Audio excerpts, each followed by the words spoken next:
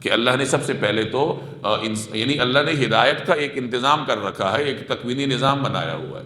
سب سے پہلے انسان کی روح کو عالم ارواح میں حاضر کر کے اللہ نے اسے اقرار لیا ہے، اس سے اقرار لیا ہے کہ الست بربی، کیا میں تمہارا رب نہیں ہوں؟ تو سب نے کہا تھا کہ بلا، آپ ہمارے رب ہیں۔ تو یہ عالم ارواح سے ہی انسان کو بتایا گیا کہ میں تمہارا رب ہوں۔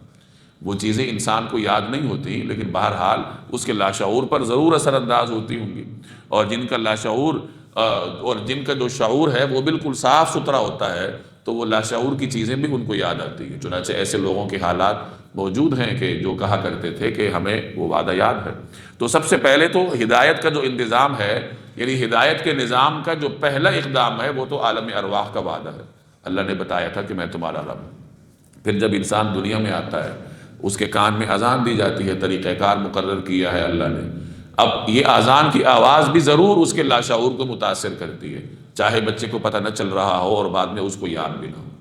اب اس کے بعد جب وہ آنکھ کھولتا ہے، شعور کی دنیا میں آتا ہے، تو اللہ نے ایسا ماحول پیدا کیا ہے کہ اس کو عقل دے رکھی ہے، وہ گرد و پیش پر غور کر کے اللہ تک پہنچ سکتا ہے۔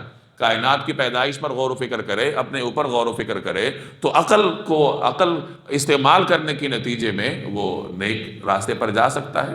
یہ تو اس کے اندرونی صورتحال ہے کہ اس کے اندر اللہ نے کس طریقے سے ہدایت کے آثار اور اسباب رکھے۔